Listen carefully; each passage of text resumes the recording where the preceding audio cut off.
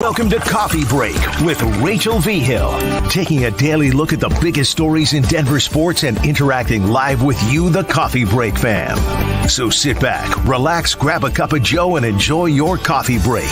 Here's your host, Rachel Vigil. Happy Wednesday, everybody. Oh my goodness. Every single time I watch that open, I can't help but laugh. Even just like the Mark clip, he makes me laugh. Richie obviously does a lot of fun stuff. But of course, listening to your guys' comments every single day absolutely makes my day as well. So welcome in. And of course, we're going to dive right into the question of the show for the day. How well does the Broncos offense match up against the Chargers defense? It's a great question. And honestly, neither one are good. It's not going to be a pretty game come Sunday or Saturday. I guess that's when it is, right? Not Sunday NFL football, Saturday NFL football. It's not going to be pretty though, you guys. And there's going to be one area where the Chargers are going to beat out the Denver Broncos when it comes to this. And again, we will dive into this. But let's go into first one of the areas that Russ has struggled with. And while we have seen plenty of deep balls from him, and it has been great to see a few, there's also been quite a few misses and more interceptions now.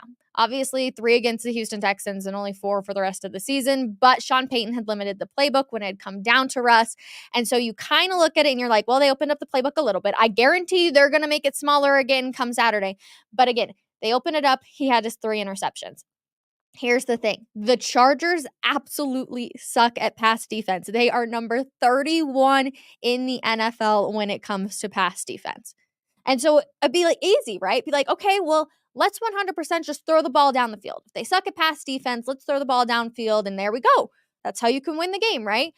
Well, you need a lot of time to be able to do that, to be able to have your wide receivers or whoever it's going to be able to get down, get far enough out. And you want to know what the Chargers are really freaking good at? Sacking the quarterback. Khalil Mack leads the NFL right now with 15 sacks. They are extremely good at sacking the quarterback. And guess what? Russell Wilson is really good at getting sacked. And that is unfortunate, but is 100% the truth. So where's the soft spot? Where's the, okay, we can do a little bit of this, a little bit of this? Honestly, you just have to have a boring game. The Chargers won against the Patriots 6-0. That's a boring game, honestly. And I remember seeing all of the tweets of people being like, Brandon Staley may be the first coach in NFL history to get a win and still get fired. Now, obviously, they don't. I don't know why they've kept him around this long. We had these exact same conversations last year discussing him. Justin Herbert, I feel like, has not been used to his full potential. I also have never been somebody who rides really high with Justin Herbert. But again, they have the opposite problem, it feels like, than here in Denver. Here in Denver, the quarterback is the one who's kind of struggling. Sean Payton's probably, drawn up these incredible game plans, but they can't utilize it because of the quarterback. Seems like out there they have this great quarterback, and yet the game plan just doesn't really help him or, intensify what he's really good at. So I don't know what the heck's going out there in Los Angeles. It is a struggle every single week, but this is going to be, I think it's going to be a bit of a snooze fest. I can't talk today. Like a 14-17 game. I don't think we're going to be seeing high points whatsoever. So that's one area where we're definitely going to have to pay attention to. And I know the Chargers game plan is going to be get to Russ. And it's going to be relatively easy. The offensive line hasn't been able to do it. But Mark Schler says Russell Wilson has put himself in a lot of these positions where he is allowing himself to take these sacks. He's almost trying to play too much hero ball, quote unquote, and it's affecting him. And then all of a sudden you're taking a major sack on 3rd down, and you just can't afford to do that. You want to know what else is crazy? The Chargers' 3rd down defense ranks 3rd in the NFL. Do we remember how many 3rd downs the Broncos converted on Sunday against the Houston Texans? Oh, that's right. They had 11 attempts, and they converted on 0 of them. 0 out of 11 against the Houston Texans. And here we are going up against the Chargers, who rank 3rd in the NFL on 3rd down defense. They allow 34.6% completion on 3rd down. That's insane. That's going to be such a tough battle. And the thing is, the Broncos, they were 100% 3 for 3 on 4th down, but that's not what you want. You want to be able to get it down on 3rd down. You don't want to have to put your defense in an opportunity where they might have to play some really solid defense because you didn't convert on your 4th down. I'm very curious how you guys are all feeling when it comes to the Chargers. How do you look at the Chargers? Right? Because, of course, I look at them and I'm like, this team is a disaster. But at the exact same time, their defense isn't half bad. And you're going to have to just stick to the game plan of what they've been doing time and time again, I think, for the Broncos.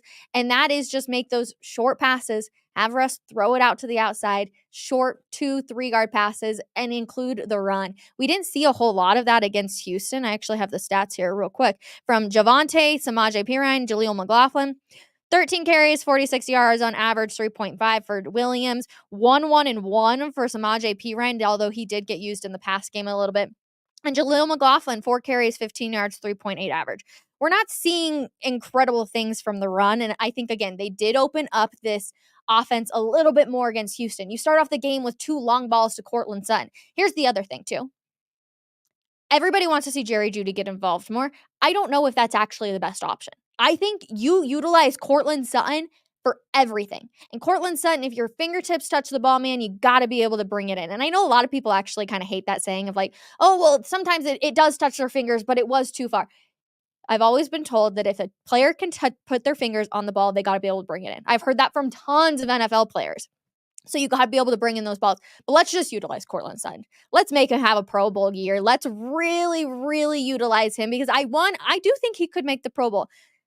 I truthfully do believe that. We're going to have to see a little bit more out of him because obviously compared to other wide receivers along the league, he's not very high up there. But has he made some insane catches? Yeah, he has. Has he been more consistent? Yeah. Has the chemistry between him and Russell Wilson improved a ton?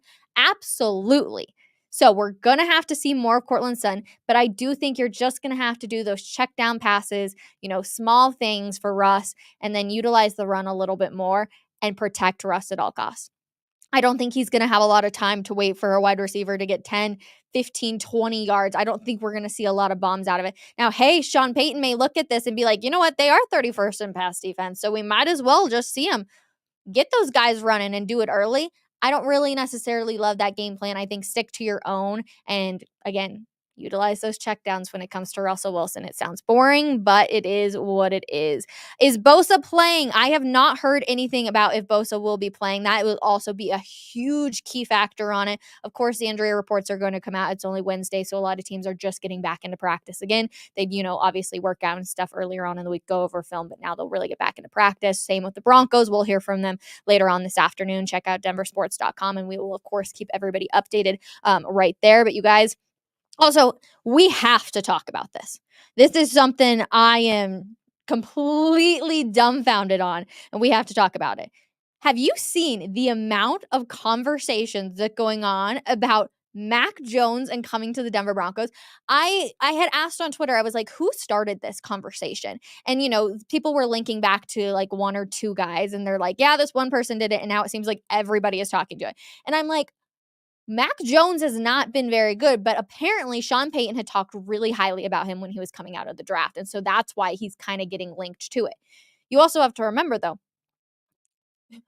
they have to pay Russell Wilson. And no offense, does anybody even want Mac Jones? I personally don't. I was like, you know what? I will just kind of look at the idea of it. Maybe this guy is onto something. So I pulled up the stats when it came to Mac Jones right here. And essentially, they're kind of close to Russ. Obviously not the touchdowns. That's not very close. But like if we just look at the completion percentage and the yards, it's not bad. It's not good by any means, but I don't really look at it and I think, oh yeah, like he's definitely going to be the savior. And I don't think there is going to be any savior for this Denver Broncos team. I personally, right now, here at this point, I think you just got to stick with Russ. I think you move forward. You're right in with Russ into 2024. You're going to have to pay him so much money that they're mediocre right now. I get that. That sucks. But what are you going to do? Truthfully, I don't know what else you're going to do. And I don't know if, I think George Payton will keep his job, but man, you really look at this quarterback situation and what he put the Broncos in. Think about if they actually could get out of Russell Wilson's contract this year. Think about how they could move forward as an organization. They can't, though. And I got a lot of crap, and I know I've said it over and over and over again. I got a lot of crap because I did not think that Russell Wilson was playing good ball, and everybody's like, well, he's throwing it down the field and he's having game-winning interceptions. You know what, everybody? Finally, I had somebody in my corner. my corner, and that very person is Mark Schlereth. He was obviously on with Schlereth and Evans yesterday morning, and he had this to say about Russ and those game-winning drives. It's a little bit of a long clip, you guys, but I promise it's definitely worth listening to.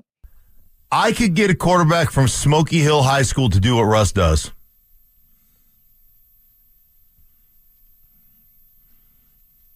You want to expand on that? I just was pausing for dramatic effect. Well, it's true. You got my attention. Yeah, it was bad. It was just awful. First off, let's talk about how many times you run yourself into trouble. How many times do you escape out of the back of the pocket? How many times do you allow yourself to be forced out of a play? You scramble and, you make a few yards and everybody lauds you on your ability to get out of there. You're the one that put yourself into trouble. You're the one, it's Tim Tebow-esque when you talk about 55 minutes of dreck, and we're going to praise you for the 5 minutes of good play at the end of a game. You're the one that started the inferno. Like, if you start the fire and you finally douse out the ashes with water, you're not the hero for putting the fire out. When it's burned through all the fuel and it no longer can burn anything and it's just ash, you don't get credit for putting it out when you throw a bucket of water on ashes. So the amount of times you create the pressure, you create the sack. I'm not saying that McGlinchey didn't get shoved in the backfield a couple of times. I'm not saying they didn't pick up. I'm not saying that they picked up every twist game, because they didn't. They got some pressure up front, but that part, the amount of times you put yourself or your team into harm's way is, it's sickening. And it, as a former offensive lineman, it pisses me off because it's just not right. Those guys take the brunt of the criticism, and it's the quarterback. So there's that factor. We're going to praise you for the 5 minutes of play at the end of the game. You're the one that started the inferno. If you start the fire and you finally douse the ashes with water, you're not the hero for putting the fire out. Oh my goodness, Mark Schlereth, you said exactly what I was thinking. We were all praising Russell Wilson because, oh my gosh, he had this game-winning drive. Oh, congratulations, Russ. I was so happy, obviously, to have the Broncos on a 5-game winning streak. I was happy about that. But you know what? They were going up against backup quarterbacks that should not have been close games like they were. Yeah, the Chiefs win was great, but everybody's going to look at that game and say, oh, Patrick Mahomes had the flu during that game. What are they going to do? You weren't getting a foolproof. Now, to be fair, the Chiefs are not the teams that they were of the past. The Broncos defense, Justin Simmons in particular, he definitely beats up on Patrick Mahomes. The Bills, a good win. But again, you guys, Russell Wilson has to be able to do more, and I want him to do more. I have been on Team Russ since day one. I have wanted him to succeed, and it's been very clear that Sean Payton is frustrated with it too. You can read just some of the quotes that they have, and he's frustrated. I can see it, and I don't know if the Walton Penner ownership group is going to look at it and say, Sean, what do you think we do? And if he says we move on and you give me Jared Stidham and I can make him have the exact same record as Russell Wilson, then great. I don't know what that's going to actually look like, you guys. I wish I had the answer. I wish I had some magic ball. Does everybody remember the magic 8 ball so you could shake and be like, all right, tell me what the future, if only those would be actually correct. I don't know what that's going to look like, but man, is it crazy. But let's please stop with the Mac Jones talk. We need to do that. That's just that's something all on its own that we just absolutely need to step away from. All right, let's move on to some of our quick hit updates for everybody, though. We got to start first with the Rockies because they are walking away with the number 3 pick. Now, I know we're not a huge baseball town here, but this was kind of one of those things where it was a little monumental because we really did think that they were going to get the first overall pick for a hot second. I was like, oh snap, this could actually happen, which would be really cool for the MLB draft. You have to admit, to have a number 1 pick, that's always cool. But they end up drawing the number 3 pick. They had the best odds to get that top pick, and the Guardians won the lottery, nabbed the number 1 pick, and they had just a 2% chance of getting it. So it kind of just shows that the lottery. I personally don't love the whole lottery part of that. I know they do it also for the NBA. I'm just not a huge fan of it, but I also get why they do it. So can't complain, but Rockies get the number 3 overall pick for the draft. Moving on, Tim Tebow, you guys. How many people? He obviously gets inducted into the College Football Hall of Fame, so congratulations to him. How many people saw the clip yesterday of the game against the Steelers? That was one of the craziest games I will ever remember watching, when he has this huge pass, and I just remember watching the fans celebrating. I wasn't actually there. I was watching it on TV, but I remember the fans celebrating and everybody being so excited, and it was just such a happy moment. Like, that one will forever be cemented in my head. And it made me think back to where we are right now, you guys. And we're seeing those exact same type of plays with Russell Wilson. So for everybody who gets upset about the Tebow Russ comparisons, there are a lot of similarities that we have to acknowledge. And that, to be honest, is just completely truth. But congratulations to Tim Tebow, obviously, on going into the Hall of Fame. Next up, the NHL draft, you guys, is going to be in Vegas at the Sphere. That thing is so freaking cool. I love how they turned it into a basketball when they had like the tournament there or whatever. And I love when they have the eye and it's like looking around. The Sphere is really cool. My dad is actually headed out to, I think soon, or I don't know. He's going to a concert there. He's going to the U2 concert there. You guys, it looks so cool. I want to hit up a concert out there. I think that this is going to be the future, but I think it's going to be really cool for anybody in attendance for the NHL draft to go out there. So looking forward to that. And now we will move on to Garrett Bowles, of course, because he is the Walter Payton Man of the Year nominee for the Denver Broncos. I love this award. I think that this can be so special. Obviously, in your past, we've seen some incredible foundations that have come out of it too. So congratulations to Garrett Bowles. I think regardless of what you do on the field, that this is an incredibly special nomination just off the field. And I think that the NFL does so many amazing things when it comes to the things that they do in the community, and to be able to see how they encourage their players to do so many of these things too. I have personally been able to see Garrett Bowles interact with a lot of kids specifically off the field.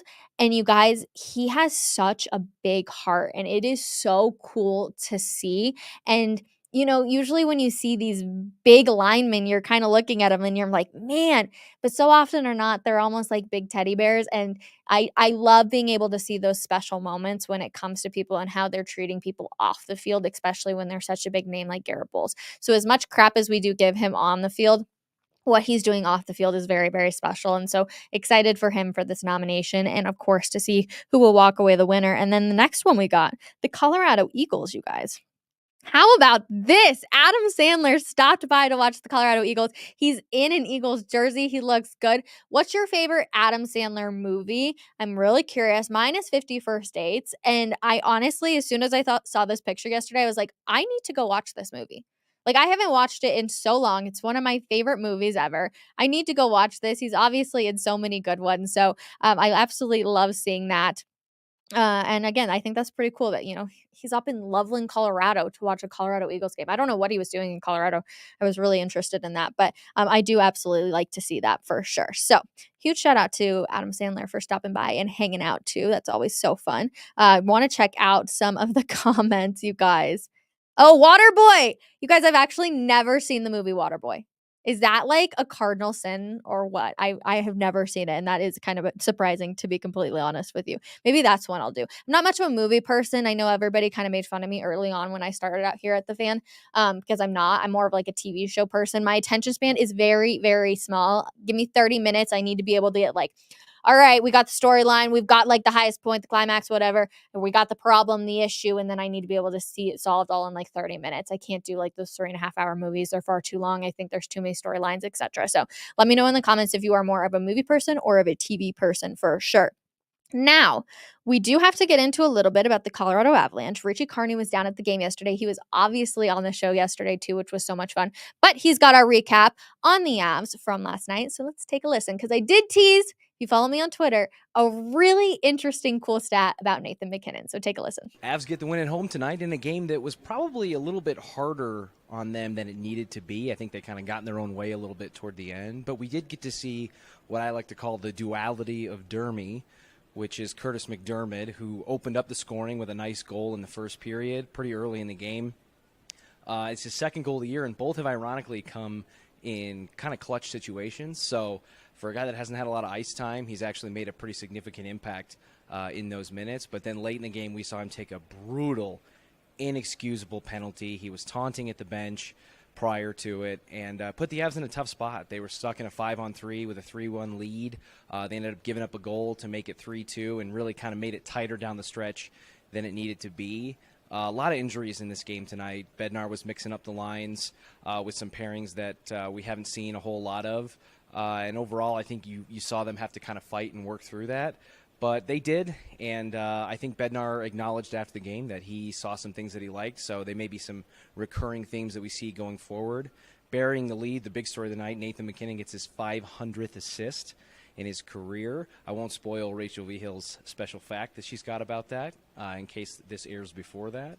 But just another testament to how great that he is when you look at the other players in his draft class and how far he's come and the production that he's had since then. So all in all, ugly win, gritty win for the Avs. I think they definitely need a win on Thursday against the Jets to really kind of get some momentum and get the ball moving forward for a team that's pretty banged up. So obviously the Avs get the win. Huge shout out to Richie too. I've been loving these recaps that they've been doing at the Avs and Nuggets games. Let me know in the comments if you're also enjoying them. I feel like there's so much you forget about the next morning that in the moment you're like, oh yeah, I remember all these things. So I think it's really cool. I'm going to get to the comment about Waterboy here in just a second, but let's get into this Nathan MacKinnon stat. Are you guys ready for this? They obviously played the Ducks last night. He had 2 assists in that game. Now, if you think back, so that gets him to number 500, which, by the way, congratulations to Nathan MacKinnon. He talked after the game, and he's like, I played with so many incredible players, so not hard to be able to do that and get to that 500 number for assists. Here's the thing. He started his career back in 2013 with 2 assists versus the Ducks. How full circle moment is it that he would have 2 assists versus the Ducks for number 500, and that's how he started his career in 2013. I think that is such a cool stat line, and that's just such a full circle moment. I love that for him too. And of course, you got Joe Sakic, who's got 1,016, Peter Stastny, who's 668, Peter Forsberg 538, Nathan MacKinnon 500, and hopefully he's going to be in a Colorado Avalanche uniform for a very, very, very long time. Obviously, he had his contract extension last year. Who knows what's going to happen after that? But we hopefully see him just continue to go up the list when it comes to assists. Here's the thing about this Colorado Avalanche team to you guys. I don't even know, and I can't even keep up with the injuries right now. Val Nichushkin didn't play yesterday when we thought he was going to play. Cale Makar was at morning skating around like crazy. He didn't play last night. You got Sam Girard, who's not playing. Like, there's literally Andrew Cogliano didn't play. I know I'm missing a whole bunch. This team right now is having to find ways to win when it comes to not their usual lineups. And I was talking with some people on Twitter last night, and they're like, this is crazy. Like, I can't even keep up. And I'm like, I understand that, but I'd rather them have to figure it out now than later on down the line. Like, there is a little bit of a, hey, if you can figure out ways to win when right now you got Curtis McDermott scoring a goal, when you hopefully don't have to rely on him very much in the playoffs, then I'm like, okay with it. Of course, you never want to see anybody with injuries. That's part of it. But there is a little bit of like, you have to learn to win with not your stars, and that's what they're able to do. So hopefully Val's going to come back. I think he's got like the flu or he's just sick or something. Cale Makar obviously dealing with some injuries. And again, they thought he was going to be good to go, just didn't feel right, but they end up walking away with 2 points. That game was actually crazy last night because the Avs had such like a healthy lead, and then all of a sudden the Ducks put up 2 points just like that, and it was like, all right, we got to be able to do it. Avs almost got an empty net or two, like felt like it was that close. But again, they got to be able to just find ways to win, squeak by the win while you don't have your superstars out there. That's just what you're going to have to be able to do. The season is long in the NHL, just like it is in the NBA. So it happens.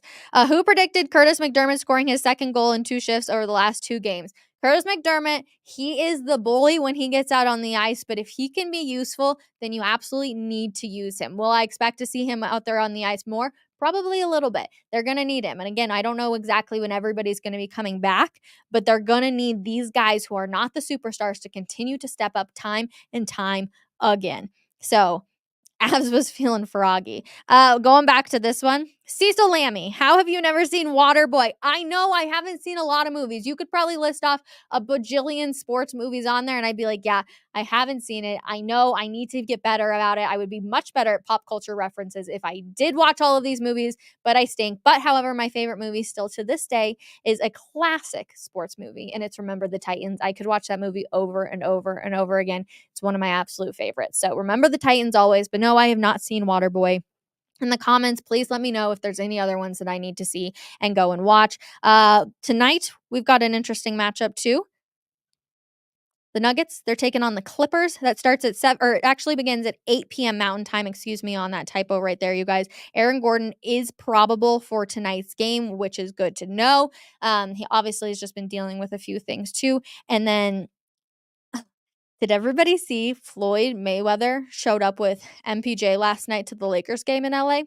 Like, this was the matchup I did not expect to see. Like, the friendship that I was not expecting to see show up on my Twitter timeline. MPJ and Floyd Mayweather. But hey, you never know what's going to be happening. Also on the injury list, Jamal Murray is questionable. We don't know exactly. Obviously, just so like in case nobody was paying attention, Jamal Murray came back from his month-long injury with that I believe it was hamstring strain, right hamstring strain. He comes back from that and then gets hurt essentially in that game that he came back. And they were like not sure what was going to happen with him. Obviously missed a few games. So now he is questionable again for tonight's game against the Clippers. I just want Jamal Murray to stay healthy. Again, if he can stay healthy, they can make another run, but it's going to be a long season ahead. Jokic continues to dominate. He has to stay healthy. You guys, could you imagine if Jokic goes down? This whole entire thing would absolutely blow up in its face. All right, you guys. Let's see. Floyd and MPJ have the same jewelry guy. I did not know that. That is something that I'm learning right now. They all have these jewelry guys. I saw that Aaron Gordon and Jamal Murray had like done a really cool, not like collaboration, but they had been gifting each other some really sick jewelry too. That was on, I believe, Jamal's Instagram. So you guys should check it out. It's honestly pretty cool. The Longest Yard is a pretty cool movie. I will have to go and check that one out. That's one that I definitely have not seen at all. All right, you guys. That's going to be it for coffee break today, though. Hope you guys got some of your news. And again, talking about how the Broncos defense or Broncos offense and Chargers defense is going to line up. It's definitely going to be a bit of a slugfest, I think, come Saturday, but plenty of good stuff to come. Hopefully we will have a Chargers reporter on because I'm curious their thoughts on Russell Wilson and what this whole team is looking like. As always, love hanging out with you. 10:30 tomorrow morning. Come hang out. Have a wonderful Wednesday, everybody. We will see you then. Bye.